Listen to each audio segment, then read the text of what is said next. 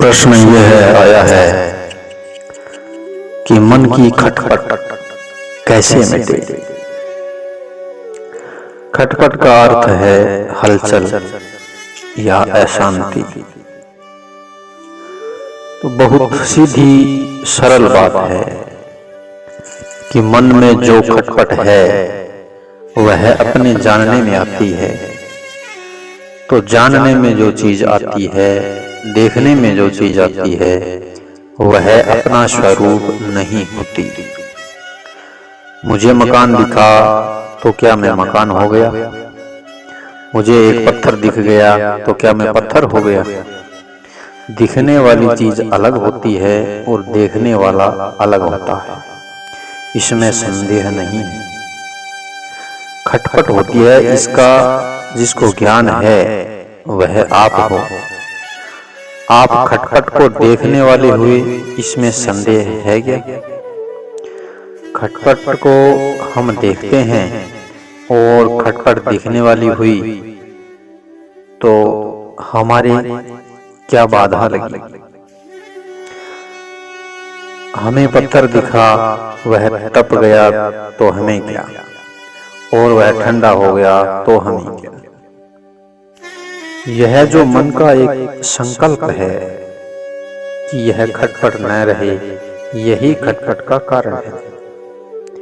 क्योंकि इस संकल्प से ही खटपट से संबंध बना रहता है। मेरे मन में अशांति न रहे तो बस अब खटपट मचेगी। इसलिए मन से ही अपना संबंध तोड़ देना है। वास्तव में मन से संबंध है नहीं, केवल माना हुआ संबंध है। मन को आपने अपना माना है, खटपट को आपने अपने में माना है। खटपट पैदा होती है और मिटती है, संकल्प उत्पन्न होते हैं और मिटते हैं, पर आप वही रहते हो, इसमें कोई संदेह है क्या? तो ये मिटे न मिटे, इनको आप छोड़ दो। आप अपने साथ मिलो मत, इनसे राजी और नाराज मत हो। खटपट से राजी होना भी उससे मिलना है और नाराज होना भी उससे मिलना ही है। साधक के लिए यह बहुत बढ़िया चीज है, बस आप राजी और नाराज मत हो। जैसे धूप आई और धूप से स्वाभाविक मन हटता है तो छाया में बैठ जाओ, पर न धूप के साथ विरोध करो न छाया की प्रशंसा करो। न किसी से विरोध करना है न प्रशंसा करनी है, यह साधक का खास काम है। ज्ञान योगी, कर्म योगी, भक्ति योगी, किसी भी साधना में चलने वाला योगी हो, जो परिस्थिति आए उसमें राजी और नाराज न होना सबका काम है। योगी मात्र का काम है जो परमात्मा तत्व की प्राप्ति चाहता है, उसके लिए यह बहुत आवश्यक है। कितनी ही सुंदर चीज मिले, कितनी ही असुंदर चीज मिले, कितनी भी अनुकूलता आए, कितनी ही प्रतिकूलता आए, उन दोनों में जो सुखी और दुखी नहीं होता है वह परमात्मा को प्राप्त करता है, और जो सुखी और दुखी होता है वह संसार में आता जाता है, अर्थात जन्मता और मरता रहता है। अनुकूलता प्रतिकूलता तो सबके आएगी। जिसके घोड़े हाँकते हैं उस अर्जुन को भगवान कहते हैं कि भैया ये तो शीतोष्ण सुख दुख खदा, इनको तुम सहन कर लो। इसको मैं मिटा दूंगा ऐसा नहीं कहा, सहन करने के लिए कहा है। राग द्वेष के वशीभूत न होवें, ठीक और बेठीक मानकर सुखी दुखी न होवें। इनकी चिंता न करें, फिर सब ठीक हो जाएगा। कितनी ही खटपट आवे, आप सुखी दुखी मत हो। यह तो आने जाने वाली है, इसका मंत्र है आगमापि योनो नित्यः। यह मन ही मन जपो, इस भाव से जपो, कि यह तो आने जाने वाली है, अनित्य है, अच्छी या मंदी कैसे हो क्यों न हो, खटपट आते ही यह मंत्र लगा दो। ये आने जाने वाली और अनित्य है, अनुकूल से अनुकूल आए तो आने जाने वाली है, प्रतिकूल से प्रतिकूल आए तो आने जाने वाली है। बिल्कुल सच्ची बात है, न अनुकूलता ठहरती है न प्रतिकूलता ठहरती है। बस इसको इतनी जान लो कि यह ठहरने वाली नहीं है। इसमें कोई नया काम नहीं करना है। अब इनको लेकर क्या राजी हो और क्या नाराज हो।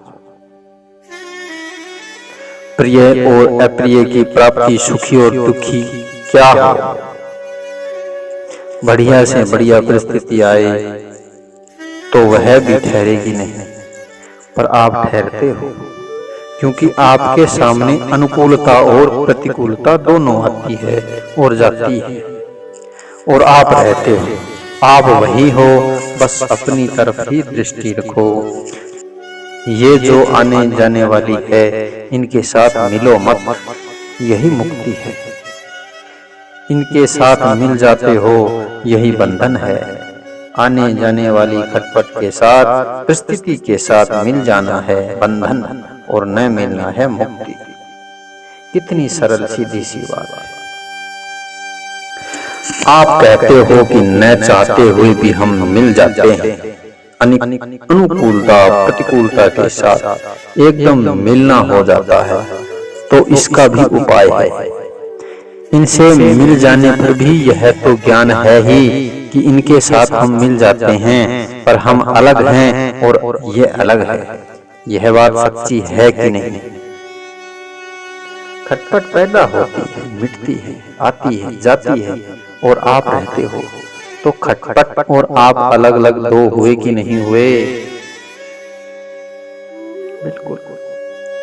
अब कहते हैं कि हम अभी तो जानते हैं, पर जिस समय अनुकूलता प्रतिकूलता आती है, उस समय पता नहीं लगता। हम तो मिल जाते हैं, मिल जाने पर पीछे पता लगता है कि मिल गए। तो पीछे पता लगते ही यह विचार करो कि हम उस समय भी मिले नहीं थे, केवल मिला हुआ मान लिया था। वह हमारे साथ नहीं है, हम उससे अलग है, ऐसा सोचकर चुप हो जाओ। बस वह मिट जाएगी। मिलने का जो सुख दुख है, उसको आदर देने से ही आपकी खटपट मिटती नहीं है। उसको आदर मत दो, कह दो कि हम तो मिले ही नहीं, फिर मिट जाएगी। जब ख्याल आए तब अपने आप से कहें कि नहीं नहीं, हम नहीं मिले। जब खटपट होती है, अनुकूलता प्रतिकूलता होती है, तब तो उसमें बह जाते हो और सुखी दुखी हो जाते हो। और फिर जब पता लगता है कि मैं मिल गया, तब चिंता करते हो कि हाय हाय, मैं उससे मिल गया। तो जिस समय उससे मिलते हो, उस समय भी उससे मिलना कभी छोड़ते नहीं, और जिस समय उससे मिले नहीं, उस समय भी उसकी चिंता करते हो। यही बीमारी है। दोनों समय आप उसको पकड़ लेते हो। वास्तव में आप उससे मुक्त तो आपसे आप होते हो। परिस्थिति पदार्थ बेचारे तो आपको मुक्त कर रहे हैं, पर आप उनको पकड़ लेते हो कि हमारे खटपट रहती है, खटपट मिटती नहीं। इस तरह जिस समय खटपट नहीं होती, उस समय भी आप खटपट को पकड़े रहते हो। और जब खटपट आती है, तब राग द्वेष करके फंस जाते हो, और जब नहीं आती, तब उसकी चिंता करके उसमें फंस जाते हो। तो ऐसा मत करो भाई, ऐसा करके क्यों उसमें फंसो? भगवान अर्जुन के रथ हाँकते हैं, उसका हुक्म मानते हैं, फिर भी भगवान ने अर्जुन को फटकारा था, हे अर्जुन, नपुंसकता को मत प्राप्त हो, तुझ में यह उचित नहीं जान पड़ती। हे परम तप, हृदय की तुच्छ दुर्बलता को त्याग कर युद्ध के लिए खड़े हो जा। अर्जुन चिंता करता है कि ये सब मर जाएंगे तो कुल में पाप फैल जाएगा। पाप फैलने से वर्ण संकर पैदा हो जाएंगे, फिर पितरों को पिंड नहीं मिलेगा, इनको मारने से बड़ा भारी पाप हो जाएगा।